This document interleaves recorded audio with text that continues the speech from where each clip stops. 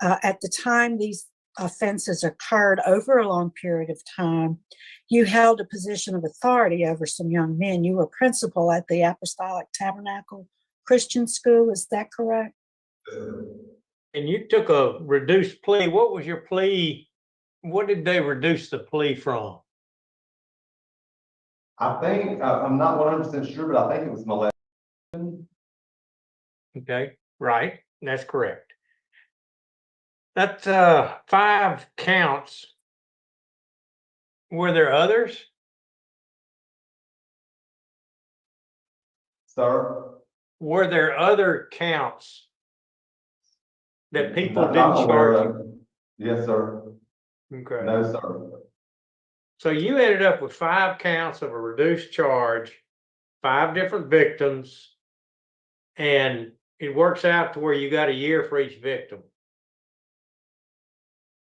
Yes, sir. Okay. Now, 5 accusers are suing him, his pastor, father, the school, and the church. One talking first to the night team's Sarah Scarlett. Our top story at 10. Gordon and Natasha, the alleged victims, say that Stephen Couch has put them through hell. Cody Orton tells me that Couch started using him when he was 15 and continued for years. Cody Orton grew up at the Apostolic Tabernacle Church. His place of worship was also his school and the place that he says he was betrayed by someone that he's known his whole life. It all started, like I said, back in 2008, around that area when I was about 15, and continued on up until I left there like a year and a half ago. Orton says Stephen Couch, a teacher and principal at the school, touched him inappropriately for years. Whether it was at my desk, him helping me with my math, in and out of the school when nobody was around. Orton believes Couch had a method of grooming his victims. He had a way of being your friend, real close to you, is very, helpful when it comes to school and stuff. He says over time, Couch would slowly test the boundaries, and Orton says he wasn't alone. At least 4 other victims have come forward. Like myself and like the rest, didn't know what to do or say because he was a pastor's son. He was the principal. He played the piano for the church. The victim that we spoke to says he's not just seeking justice for himself, but for others. Knowing from my experience, if possibly I would have said something from the very start, how many other young guys would have not been affected? You heard that correctly. 5 years for 5 victims, reported victims. Now, we are about to watch the parole hearing of the former principal to the Tabernacle Christian School, high school for boys, locked up for just 5 years. But before we do, we are going to take a blast to the past to watch his 2022 hearing. Now, some of you might remember, maybe you'll never be able to forget that hearing. If you want to skip ahead to the present day hearing, feel free to go to about the 29-minute mark. With that, let's jump in. Thank you. Good morning, Mr. Couch. Morning. My name is Cheryl Renazzi. Your case has been assigned to me this morning, so I'll start off asking you some questions. So, Mr. Couch, how old are you, sir? 45. 45. How long you been in jail? Be 17 months tomorrow. 17 months, you say? Of a 5-year sentence. So you're here today because you were convicted for 5 counts of indecent behavior with a juvenile. What concerns me as I review your record is at the time these offenses occurred over a long period of time, you held a position of authority over some young men. You were principal at the Apostolic Tabernacle Christian School. Is that correct? And so it concerns me that in that position of authority, you took advantage of children, really. So tell me about what programs have you been able to take advantage of that might help you learn about that activity in yourself? I've been, since June, I've been in the Louisiana Risk Management Sex Offender Program. And then I've also taken every other class that was available to me, not just in that regard, but just anything to improve myself. So what phase are you in the risk management? I'm actually ready to test on phase 2. We just, due to COVID, we've had some holdbacks and that type of things. Right, I understand. There's some indication perhaps in the record there may have been, are you a trustee now? Yes, ma'am. So your trustee status was taken from you, but you've been restored to that status? It was never taken from me. Never taken. Because there was an incident that caused me some concern, but I understand that's been removed from the record. Right, exactly. There was an investigation, but nothing come of it. No, Okay. they told me I never lost my trustee status. So in the classes that you were able to take, and I understand that's, those resources are limited because of COVID. Were there any victim awareness classes you were able to take? No, ma'am. So have you given any thought on the impact? Obviously, we'll hear from victims today in opposition, but have you given any thought to the long-term impact you may have had on victims? Yes, ma'am. Well, tell us about it. Tell us what you think? Well, I've just been thinking since being here and seeing, the lives of others that I've been around and for ones that have been affected by other things. And it's just made me more aware of how easy it is for denial and self-justification, that type of thing. And it's allowed me to take full responsibility for my negative actions, and I've learned from my mistakes, which led to my incarceration. And I don't know. I mean, I would do anything that I could. I know there is no reconciliation, but I would do anything in my power to help others to be, to get through this, or anyone that I could be a help to. Okay. We'll hear from the DA's office. We have a letter in the record, but we'll hear from her shortly. You must know also there's law enforcement opposition to an early release for you. That's as part of the process, we reach out to those concerned, and law enforcement has expressed opposition. I don't have any other particular questions of you. Let me ask the officer in the room with you. I didn't catch his name. Sir, is there anything that you can tell us about Mr. Couch? Ma'am, not really, because I just met him when he came here. I really didn't know him when he was on the streets. So I'm really not familiar with what went on. So there's really nothing that I can interject and tell you about it. All right. Well, thank you, sir. Appreciate it. Mr. Kelsey, I have no other questions. Okay, we'll now hear from Mr. Cody. Yes, sir. Go ahead and make a brief statement. First of all, I'd just like to, of course, I would say I oppose. We all have our mistakes in life, but at the same time, we have to, pay the consequences, and we have to serve our time and do what we have to do.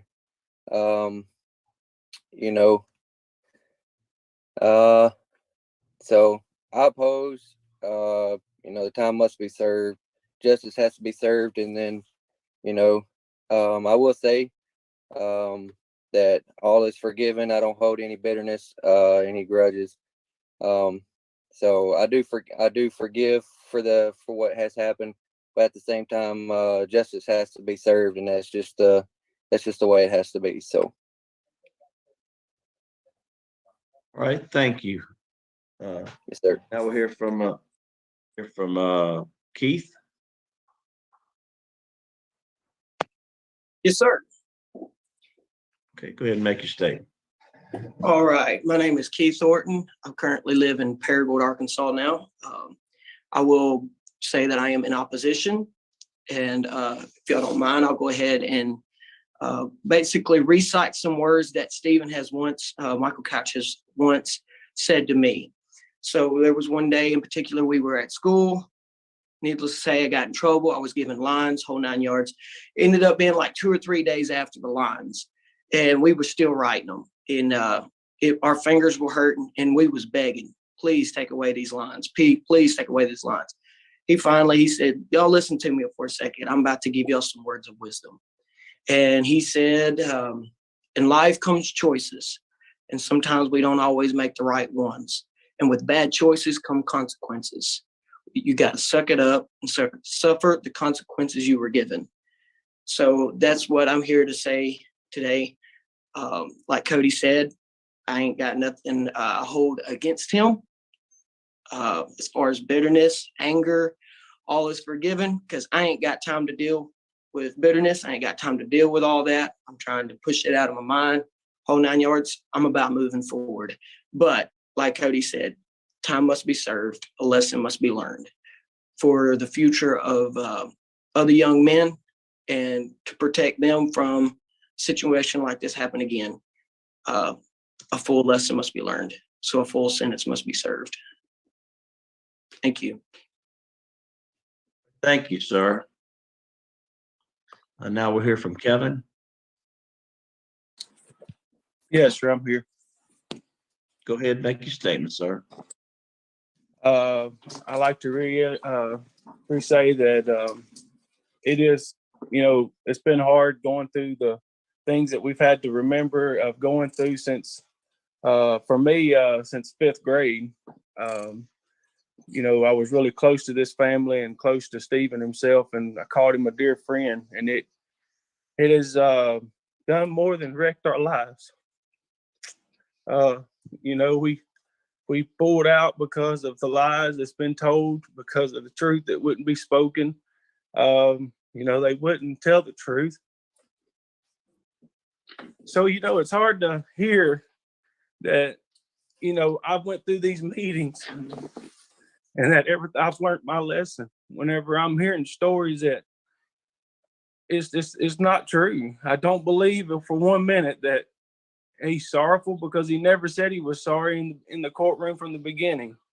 They have made a joke and a laugh of this, even from the church group he was with, has spoken things all over this country to where it has come back to bite us.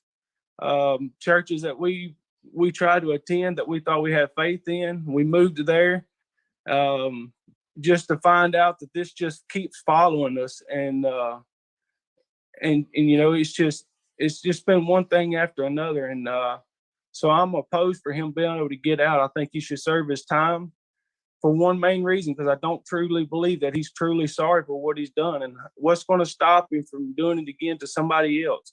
Because it's so easy to just get right back into the same rut that you're in if you're not sorry for what you've done. And I think that should be all I need to say. Thank you. All right, thank you, sir. Now hear from Miss Penny, the DA's office. You're on mute.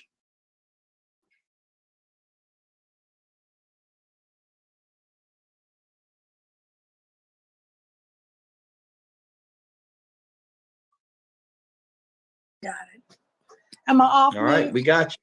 Thank you. We can hear you now. Yes, ma'am.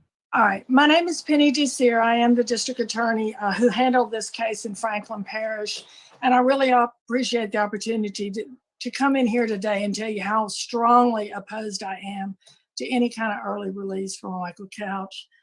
I know we all agree that when a child is molested, they suffer a lot of repercussions throughout their life due to that. And it's particularly true when that abuse comes at the hand of somebody that they trusted, somebody who was an authority over them, like Michael Couch, who was their principal, their teacher, their religious guide, their mentor.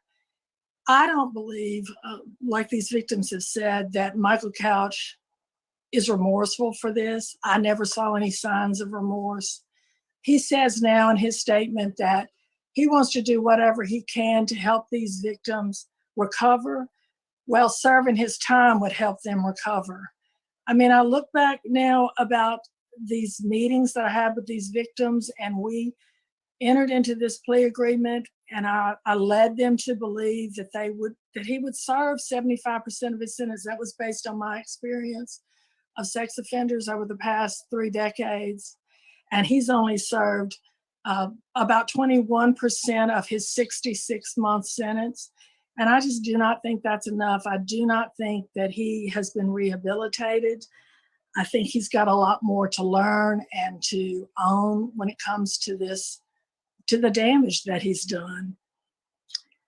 And the victims did such an awesome job in their presentation. I don't think there's anything else I can really add, but I would love to answer any questions that anybody has about the charges. Do you have any questions? No, ma'am, I don't think we do. I think we're good. Thank you so much for being here. All right, thank you. All right, Mr. Couch, would you like to make a statement on your behalf, and then we'll let Mr. Johnson wrap it up? Yes, sir, I would. Go ahead. I would like to say that I take full responsibility for my negative actions and have learned from my mistakes which have led to my incarceration. I realize that I'm not the only one who has been affected by my poor judgment.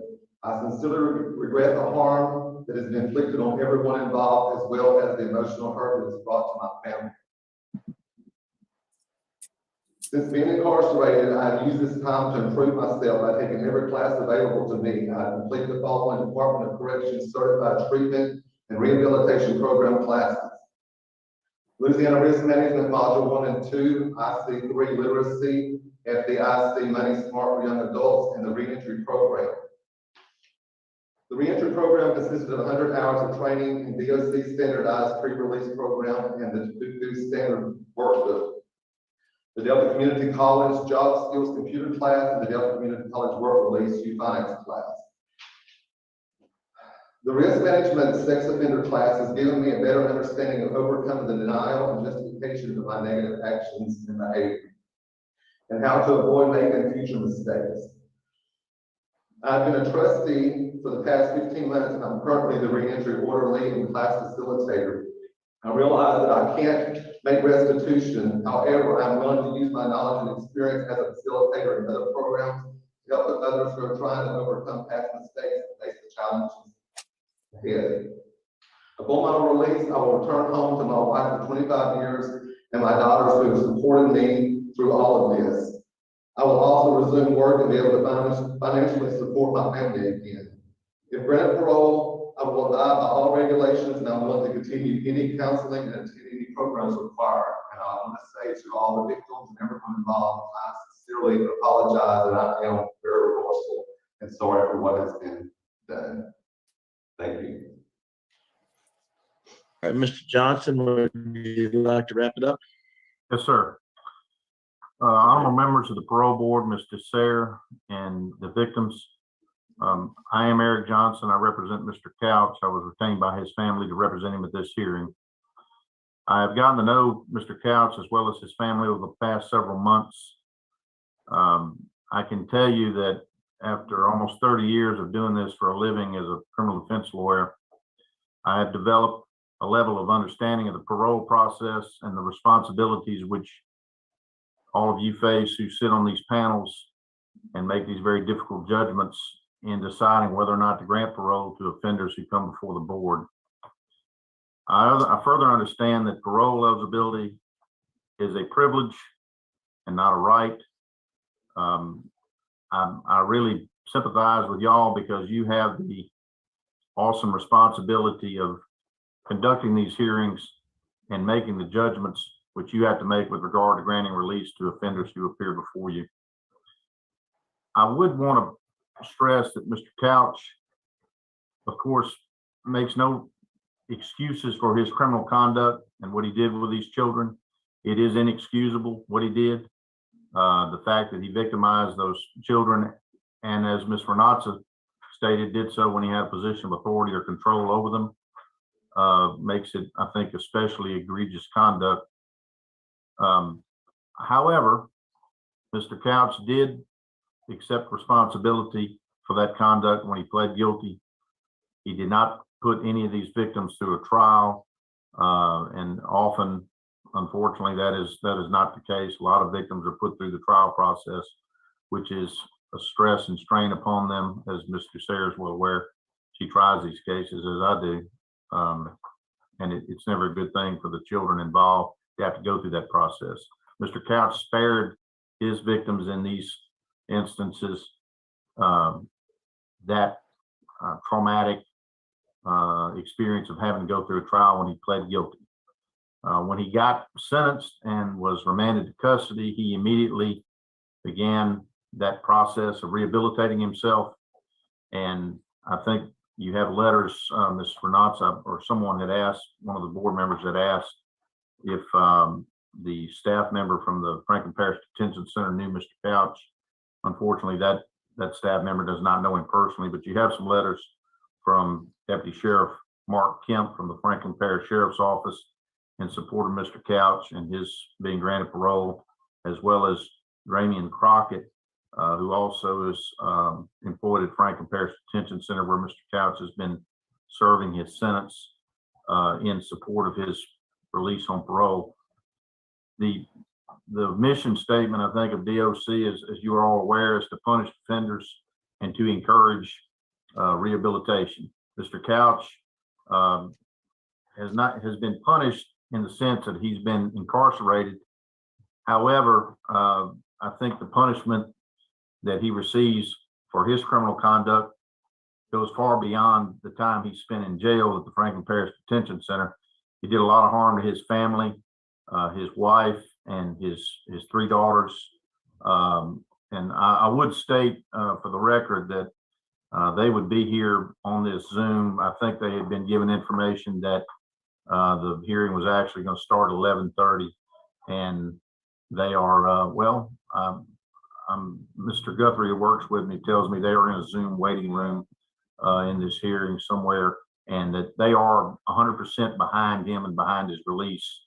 They were supposed to be here in my office for this hearing, but again, they were told, I think the hearing was going to begin later than it actually began. But I've spoken with his wife and his daughters. They've been in my office more than one occasion so that we could get some background on Mr. Couch before the hearing. They are in full support of him and of his release.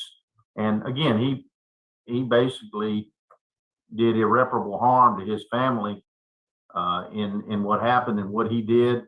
And Mr. Couch and I have discussed that. He feels very remorseful for that.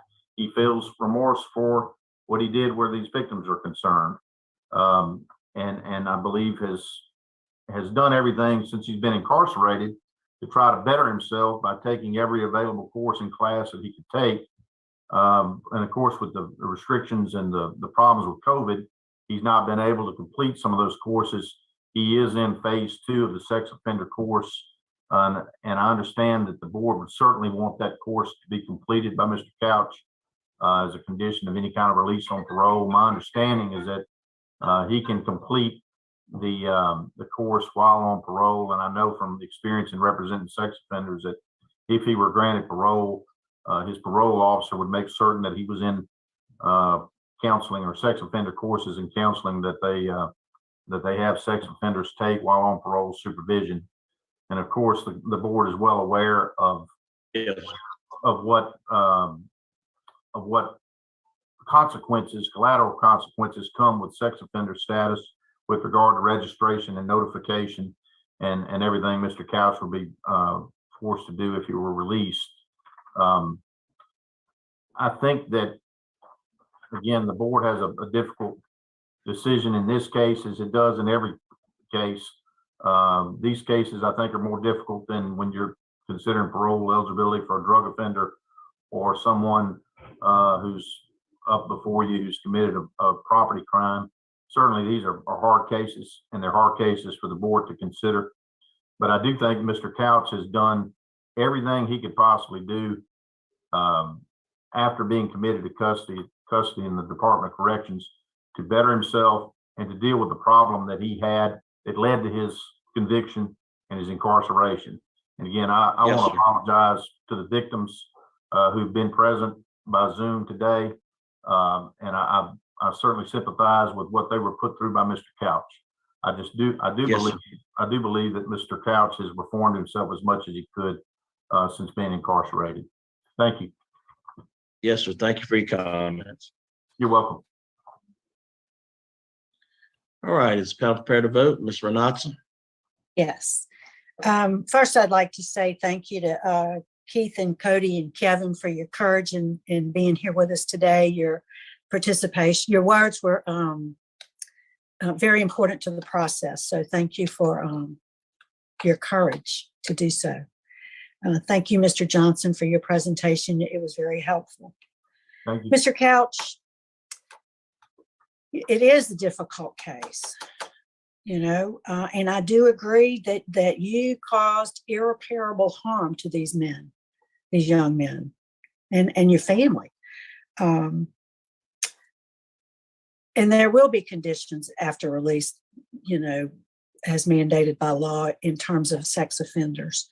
For me today, I can't, in good conscience, vote to release you until you've completed the sex offender treatment program sponsored by DOC. You've got time to finish that program, reapply for another hearing. But based on the opposition that's been expressed here today and the need to complete that program, my vote today is to deny you parole. Ms. Wise.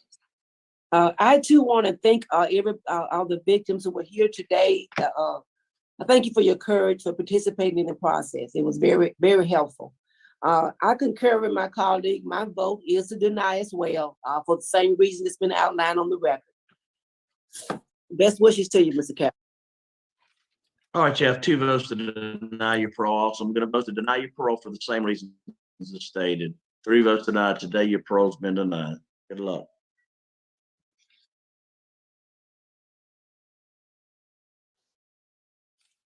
All right, so we're going to jump to the present for the September 24th, 2024 rehearing. Before we do, a couple things off my chest, but we'll do the heavy unpacking at the end, including going in a deep dive into everything that he did. But first, what a mic drop by the survivors. Man, can you imagine? He's sitting there in the room making them do lines, and then he says, in life comes choices, and you don't always make the right ones. And when you make a mistake, you have to suffer the consequences that you were given.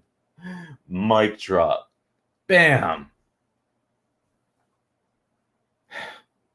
Time must be served. A lesson must be learned. And it's a couple other things. It is great to see the DA show up. It is. It's rare.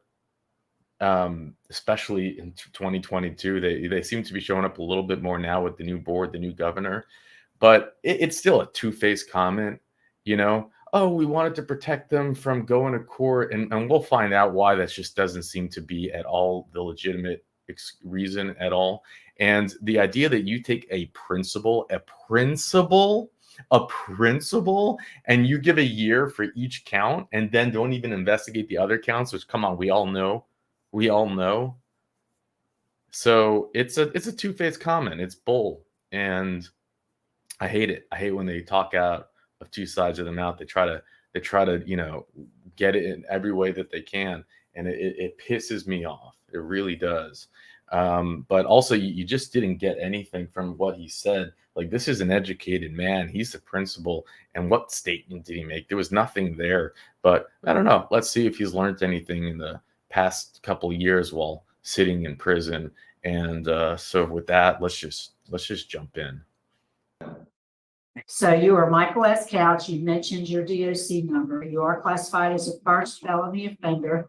You're currently serving a 5-year, 6-month sentence for indecent behavior with juveniles, 5 counts.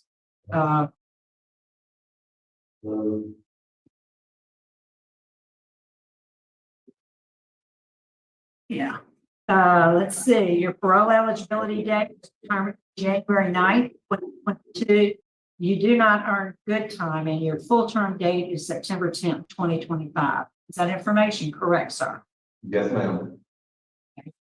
So before we get started with the rest of the process, I'd like for you, Michael, to take a few moments to tell us why you believe we should grant you an early release, considering you entered a plea agreement for the sentence.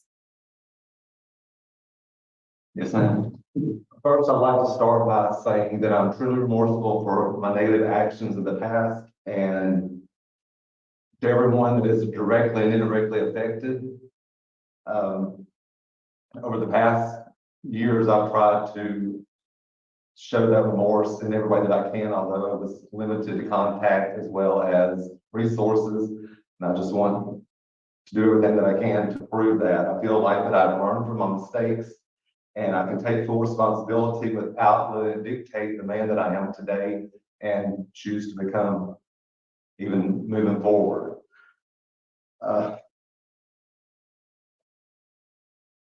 Now, I want to say that I'm truly thankful for the support that I've had over the past years with my wife of 27 years, as well as my 3 daughters and family and friends.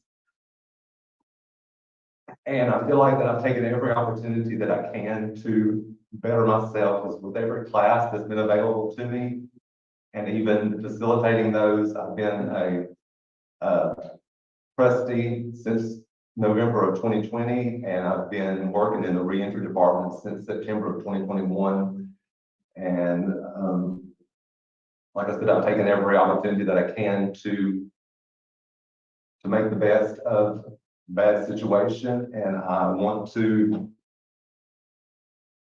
put the past behind me and move forward, and get back to my family and fulfill the life that I once had, and continue to do better.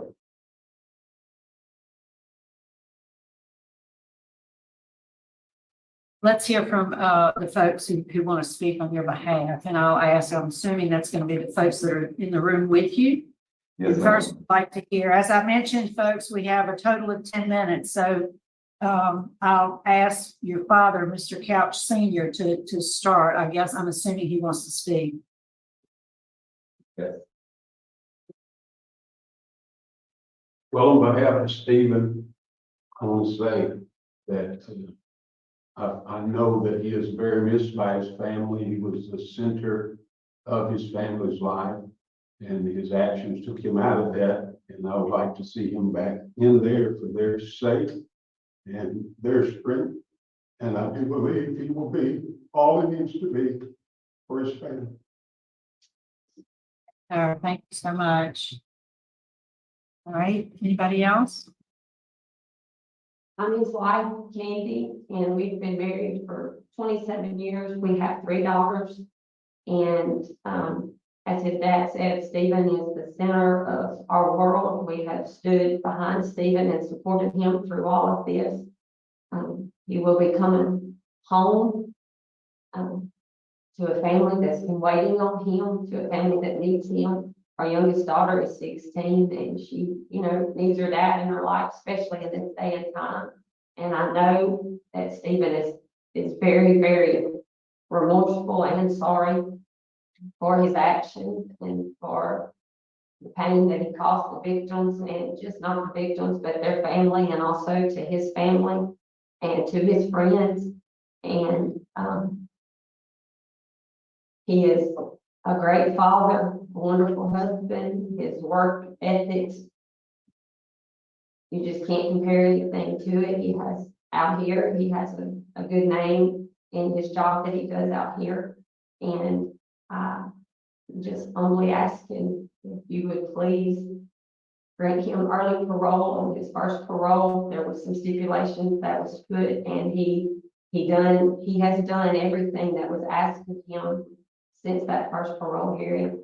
And I would just like to find favor, I guess, and seeking early parole.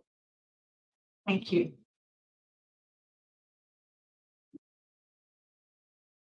Hey, I'm Madeline. I'm his oldest daughter, and like my mom said, Dad has a really good name for himself out here, and he's always worked extremely hard and supported us. And in my opinion, he was the best dad a kid could ever ask for. And I've talked to my dad a lot since he's been in here, and I've seen that he is very sorry, and he has learned, and he's always taught us to take full responsibility for our actions, and I truly believe that he has. And we love him, our family loves him, and we're going to be here to support him every step of the way. Right. Well, thank y'all. It's good to see such good family support. You did have a hearing in February of 22, and there was a note made that you needed sex offender treatment. So you were able to take the sex offender treatment class? Yes, ma'am. I was currently in it at the time. I just had not completed it. I completed all 4 phases, as well as victim impact, thinking for a change, understanding and reducing anger management, I've done the pre-release program and as well as facilitated it. And more classes. I've done IC3 computer software and CBI employment. I don't know. Every class that's been available to me out here, I've been a part of, and like I said, facilitated as well. And I'm currently facilitating in the pre-release program. You mentioned victim awareness, I believe, did you not? Yes, ma'am, I took that. And tell us what you believe, you know, what did you get out of that as it relates to the crime you committed, considering, you know, the position you held and what you did? Exactly. Growing up, you know, like I said, I was very protected and lived in had the best home life and that type of thing. And so going through victim awareness as well as the Louisiana treatment or whatever, 4 phases, I mean, a lot of things were brought to my attention that I just really was not aware of. And the effect, you know, that it has on so many others other than the direct victims, and the ripple effect that it can have, and not realizing how important your choices are, that it not only affects you, but it affects so many around you. And I learned, you know, learned a lot from that. There is some pretty strong opposition to early, you know, consideration for early release. The adamant opposition from the district attorney's office. There's law enforcement opposition, and there's victim opposition. And there, you know, I did mention you're serving time for 5 counts, but there's an indication in the record that we have access to that there were more victims than that. When was your last disciplinary write-up? I've never had a disciplinary write-up. You never had a write-up? No, ma'am. Let me just look real quick.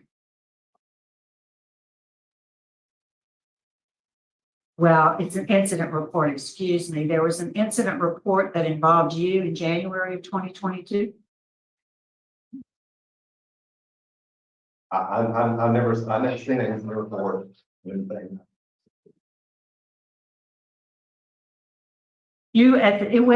has to do with a sex offense. That's all I'll say. And I made note of it because I noticed that you completed your sex offender treatment in September of 2022. And this is an incident that took place in January 2022 at the jail, which is concerning for me. I don't have any other questions. I'll defer to my colleagues to see if they have any questions. Mr. Freeman? You know, my question to you, Mr. Couch, you know, you was in a position of power, just like, you know, us as law enforcement officials, we're in a position of power, and when we abuse that, we lose all of the faith of the public, and I'm sure you realize that. But what is there to, you know, you did it, and then you would go apologize. So you knew what you were doing was wrong, but what can you tell me that can make me feel comfortable that you won't do it again? Well, like I said, just realizing the hurt that I've caused, not only the victims and those involved with that, but my family. And, you know, I just honestly feel like that my choices moving forward is just to be a much better man and to be the best for my family that I can be, and to never put anyone through that hardship again. Okay. Thank you. All right, Mr. Prater? So, Mr. Couch, are you, when you get out, are you going to have to sign up as a sex offender? Yes, sir. Okay.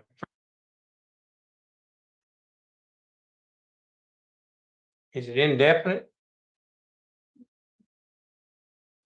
Sir? Is it indefinite that you'll have to sign up? It's definite I will have to. I mean, I know you will, but how long will that last? Do you know? Oh, I'm sorry, 15 years. Just 15 years. Okay. Yes, sir. And you took a reduced plea. What was your plea? What did they reduce the plea from? I think, I'm not 100% sure, but I think it was molestation. Okay, right, that's correct. That's 5 counts. Were there others? Sir? Were there other counts that people Not didn't I'm aware charge you? of. Yes, sir. Okay. No, sir. So you ended up with 5 counts of a reduced charge, 5 different victims, and it works out to where you got a year for each victim. Yes, sir. Okay. And you're gonna get out in less than a year anyway, correct? Yes, sir, that's what it shows. Okay. That's all I have. All right, thank you, Mr. Prater. I think that the panel's prepared to vote, Mr. Couch. I'll be first. Your case was assigned to me. I'm glad to hear you say the things that you said, where you've given a lot of thought to the trauma, for lack of a better word, that you've caused so many people. And you've reflected on that. However, I mentioned a strong, adamant opposition by the prosecutor, and that's who you entered your plea agreement with, and law enforcement. I'm concerned about the incident report that I mentioned from January of 2022, which caused you to lose your trustee status. Ma'am, can I say something? Well, no, I finished with the interview. I'm just looking at the documentation I have on record.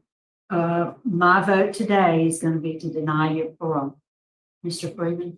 Mine is also law enforcement opposition and victim opposition. Mr. Prater? I vote to deny also because of the fact that you only got 5 years to reduce plea, like I said, that only equates to a year for each victim. And for a serious crime like this with such an impact on the victims and the victim's family, I think that he needs to finish on out his sentence. So Mr. Couch, your parole's been denied. We do see your full term date is September 10th, 2025. We do wish you well. Good luck, sir. That concludes our business in Franklin. We'll adjourn at 12:44. Okay, so let's unpack this. And what I'll do is I'll go over the news articles that Sir Richard brought for this, dating back to the initial allegations and the charges. We'll go into some more information that they don't touch on here. We'll then go through his appeal because, yes, he appealed. So we can go through some of the facts, including interesting information that the appeal judge brought up in the PSI report. And then we'll read some reviews that local participants of the church left on a review board, and many of them are not pretty. But before we do that, I would like to just share some thoughts from my perspective. I just got to get some stuff off of my chest. For one, the way that Miss Renata handled this, I rather enjoyed it. For all of her faults, there are some times that I just love her, and she brings up that you have a right. Oh no, I'm sorry. It's not a write-up, it's an incident report. But she brought up an incident report, and then she brings up, and it's a I'm not going to get into details, but it's a sex incident report. And if it didn't turn into a write-up, it's just an incident. It's something that was put in but she brought it up, and she didn't let him counter it. And you can only imagine. It's just, I thought there was some form of justice there. Now Mr. Natsa said that he lost his status of because of that report. The status that he claims he still had. So it's trustee status. So that's also interesting.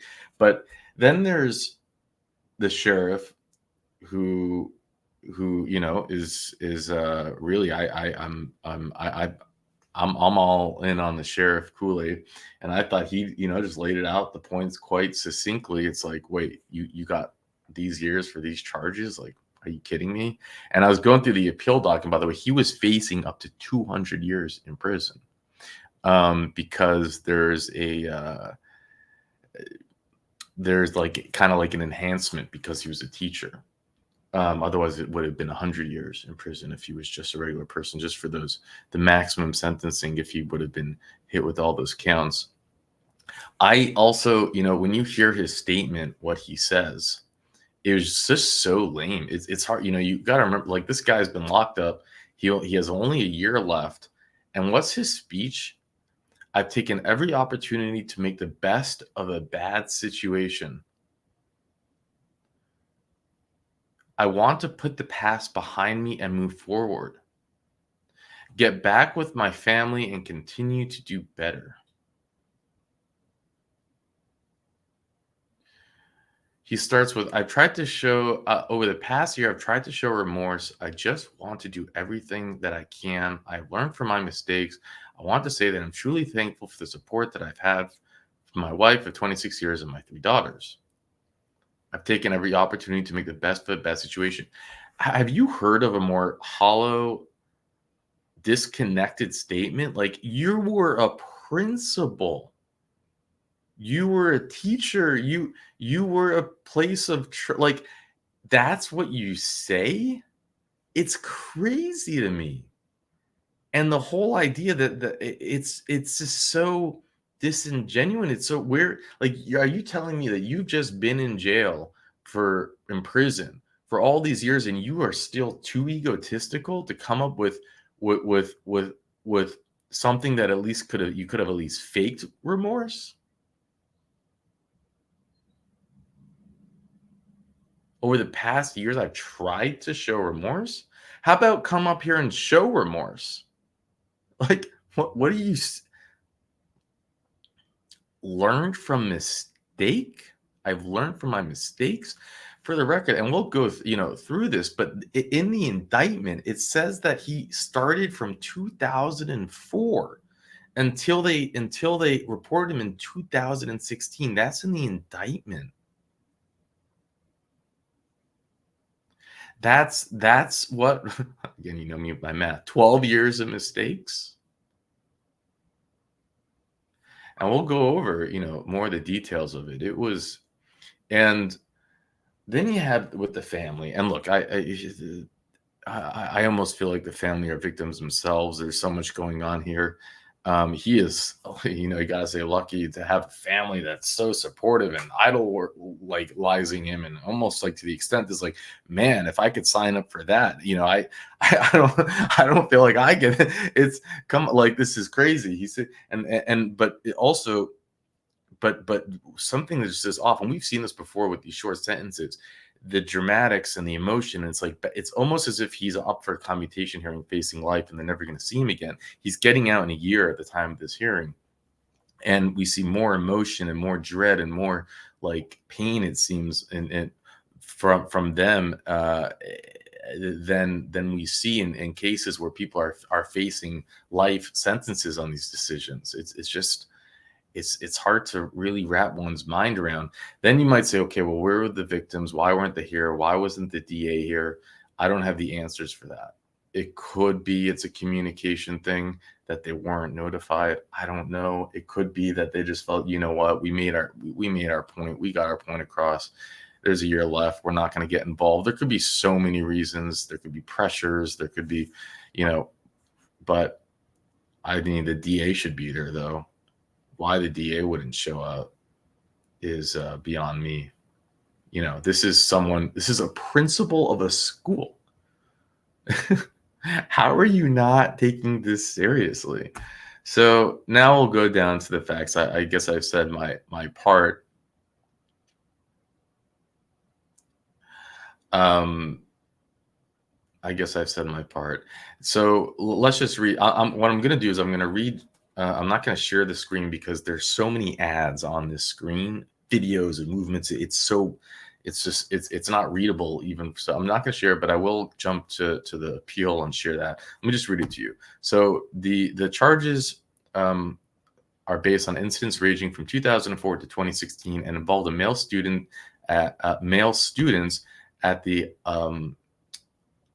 at the Tabernacle Christian School, Couch is no longer working at the school. Lancaster said that the information for the grand jury indictment was provided through a report filed by Franklin Parish Sheriff's Office. Sheriff Kevin Cobb said that the department received information a few weeks ago and discussed the case with the district attorney's office. Cobb said one of the initial parts of the investigation, which was compromised with several different investigations, was completed. The information was sent for review, and the department opted to send the matter to a grand jury. Lancaster said an arraignment for Couch will take place in March. The News Star's contacted a listed number for the I'm not pronouncing it right, Apostolic Tabernacle Christian School earlier in February to determine whether Couch was still working at the school. The phone line was rerouted to the church's main line, and that number the News Star was directed to call regarding the investigation. Barry said that the situation was under investigation and the school was cooperating with authorities. No further comments were offered. Per the most recent business information on record, the Louisiana Secretary of State Office, blah, blah, blah, Reverend Michael R. Couch serves as director and president of the church and is one of the 2 registered agents. So that was like kind of like the first indictment, right? When it made the news. Then we can go to the second part, and then we can go to the finally the appeal. Again, I'm going to read it to you.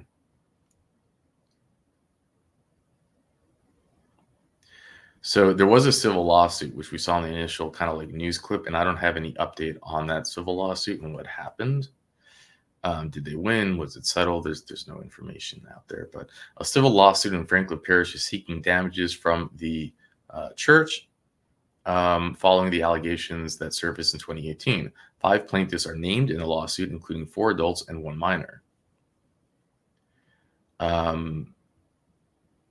Stephen Couch, 42, former principal of the church, plead not guilty to 5 counts involving the juveniles and 6 counts of prohibited sexual contact between the educator and a student.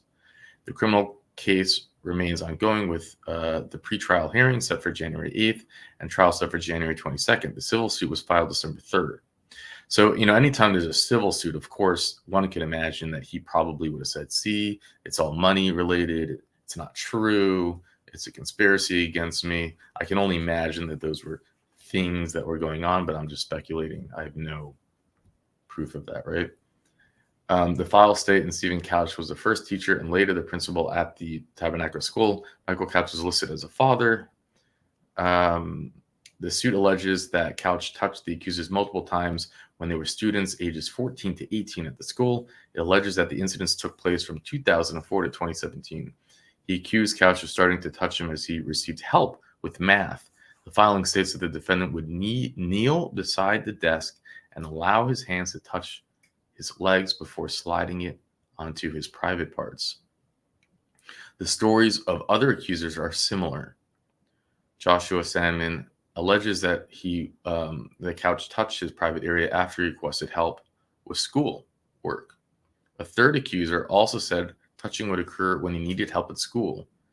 He alleged that he would kneel down, place his hand on one leg before moving it up to cup his private parts. This is a principle. As he started moving his chair closer to his desk. Oh, hold on. Yes. Okay, that was my 4-year-old, and kind of on cue. You send your kids to a school, and this isn't just any school. This is like a private school, and it's through your faith, and you can tell, and you trust them, and it's just I don't need to articulate this. Obviously, anyone with common sense it's just insane. It's sick. It's like the worst nightmare. And it's the head of the school, and the father is the head preacher, and so it's like a family thing. And I've read lots of things people using the word. We'll go over those reviews, and then you find out that the principal's doing this, and then the DA still gives a plea deal. And you saw the survivors were willing to get up and testify. You saw that they were still willing to go and do the civil court, which you knew the civil suit. You knew they would testify, but still they were somehow talked into, or at least the DA was okay with just doing a plea deal. And it's just bizarre to me. How can you price out this kind of crime as a plea deal? I just don't get it. And I don't know if you hear that. Okay, I'm sorry. Today's gonna be a tough day for recording. My kids are home with like a stomach bug, and it's I just have to prepare myself mentally to get through this. I want to get a lot of recordings done for y'all today, but it's gonna be tough. I don't know if you heard that they keep coming. Anyways, it is what it is, but let's just move forward. So the lawsuit states that he started moving his chair closer to his desk. Stephen Couch approached, but sometimes Stephen was still able to reach down with his hand. According to the lawsuit, Couch sent him next door to the church to retrieve a box, and then caught up with him. At a set of stairs. He started smiling and poked him several times between his legs, at which time the petitioner just turned and walked away, feeling very uncomfortable, the lawsuit alleges. Orrin alleges that Stephen Couch would forcibly grab and touch him, laugh, and giggles as he was doing so. In the minor victims portion of the lawsuit, the petition alleges that Stephen Couch would make jokes and laugh about sexual and mental abuse. He also allegedly sent the minor text messages, but deleted them from the phone the next day. That's stuff that they could have figured out. I'm sure with proper investigation. Multiple victims related keeping their experiences to themselves because they felt that they would not be believed about Stephen Couch, who was principal and their son of the pastor, Michael Couch. There you go. Also said he did not know what was happening to the other students. Orrin said that he always felt that the pastor didn't like him and that complaining about him would only make things worse. Orrin also accused the defendants in the case of ruining a relationship he had with a young girl from church. Listen to this story. So he continues to talk about something that he had done to him when he had a relationship with a girl in the church. According to the filing, Michael Couch would not allow the couple to marry because he, as the pastor, set the rules in the church, such as girls and guys, with regards to communications. Orrin later provided the girl with a cell phone. They communicated and sent personal photos, but the girl later confessed to Michael Couch, according to the court documents. Couch allegedly had the girl delete her picture from the phone, but retained Orton's phone with his personal photos still on it. So, yeah. In the petition, Orton states that he has no idea what happened to his phone or the personal photos. Mr. Orton is angry and emotionally hurt by the abuse, and that began in 2008 by the defendant in this matter. The filing court states the suit argues that there were allegations of sexual molestation by Stephen Couch known to his employers and the church. The said allegations were not investigated by the defendants, nor were any steps taken to protect children despite the knowledge of the incidents or abuse. So again, this is part of the civil lawsuit, how they're saying that they allowed it to happen, and that's why they're suing the church. I don't know, again, what happened with this lawsuit. So we can now jump to the final part of the appeal, and then we can read through some of those comments, and then we'll let it go. We've already been doing this for almost 20 minutes. And again, thank you, Sir Richard. So in his appeal, we won't go over all of it, but one of the parts of his appeal was, hey, it's the sentence is excessive. So in their appeal, like, wait a minute, what? Couch effectively received 5.5-year prison sentence with a probationary period to follow after pleading guilty to 5 counts of indecent behavior with juveniles entrusted to him. Couch will spend less than 7 years in prison, and with good time, as we know, he spent 5. For less than the maximum punishment that could have been imposed for numerous crimes against the minors, while Couch classified as having no prior criminal record, any such mitigation that may offer is more than offsetting by aggravating factors for the ages and numbers of the victims and numbers of the years during which Couch was permitted to prey on these children. We find Couch's sentence are not disproportionate to the facts. Any circumstances of this case do not shock the sense of justice. Couch received significant benefit of the plea agreement, benefits which reduce his exposure to jail from 100 years to 7 years. The sentences are not constitutionally excessive, and Couch first assignment of error is likewise without merit. And as we know, he only serves 5 years. And here's in the PSI report, the record reflects that trial court found that the defendant's conduct of actions towards juvenile victims fall far below an acceptable standard of behavior, that the defendant used his position of authority to do this to his minor students who are members of his church and school community. The trial court determined that the defendant's actions were callous and egregious. The record reflects the defendant's behavior continued for a number of years and involved a number of victims, which the trial court found manifested a deliberate cruelty to the victims. The dreadful impact on the lives of these victims was expressed to the trial courts in the forms of letter included in the PSI. The trial court established the defendant knew or should have known that the victims of his actions were particularly vulnerable and incapable of resisting as a resulting of their young age.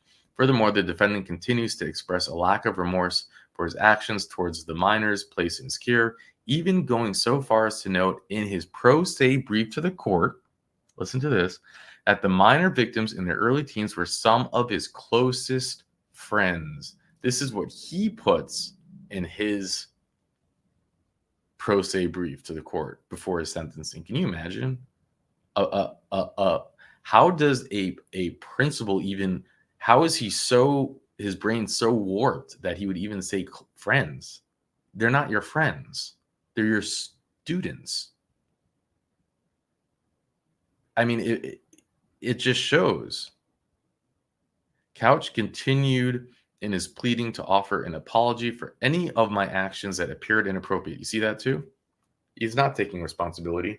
Here is a judge that's accepting this plea deal and a DA that is proposing this plea deal. And in the pre-sentencing, he says that they were my friends and that he is apologizing for actions that appeared inappropriate. He had not accepted any guilt.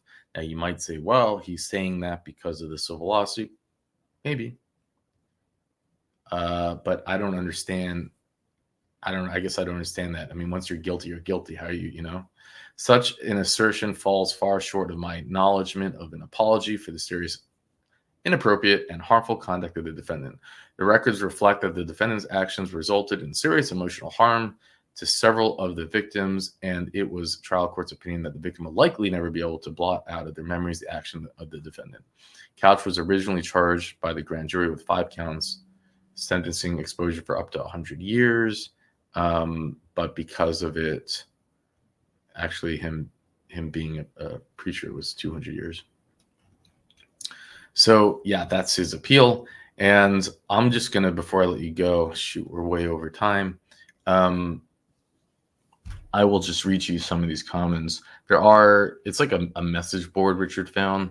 And there are 5-star comments that I don't, I'm just not going to read to you, but there's something that is interesting about the 1-star comments that is has a trend. So just know this church gave me PTSD. It is a man with a cult following. I hope it doesn't end in Kool-Aid drinking. Bishop Couch, my ass. When you have a secret family, what does that make you? I don't know what they're talking about there, but apparently in this bulletin board, he's being accused of having a secret family. What is it okay to be a deranged, abusive marriage? When is it okay for you to not go to a doctor for your own health, even more so your health of your children? A dangerous place to attend. That's written in 2021.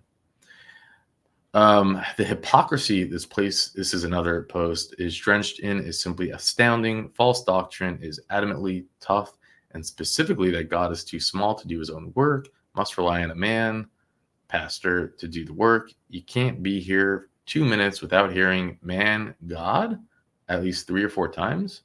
Oh, man of God. There are more perverts per capita in and from this church than Sodom. Through producing the pastor's own son is currently incarcerated for the molestation of young people he committed while music director and principal. Yet the sheeple, oh my gosh, they say sheeple. Yet the sheeple will still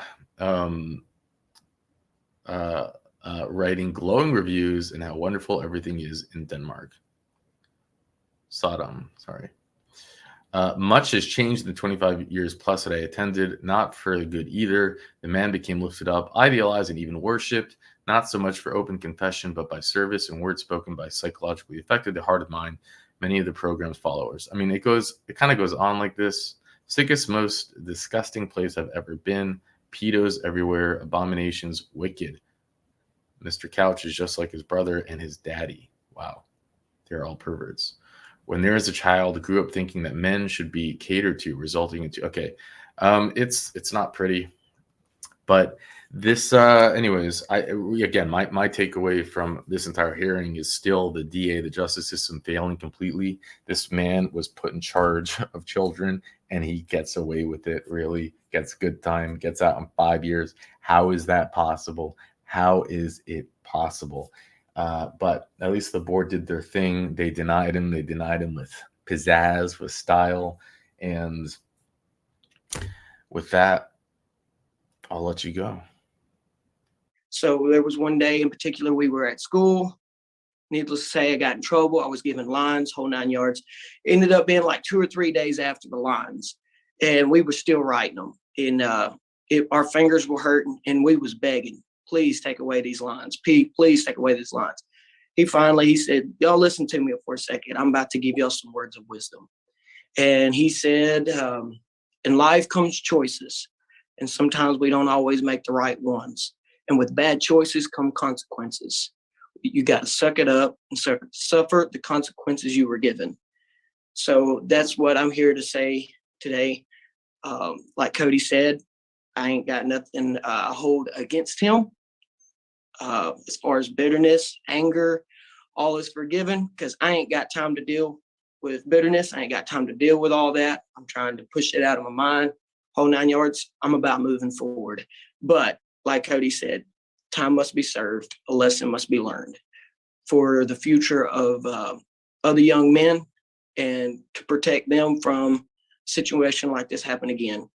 A full lesson must be learned. So a full sentence must be served.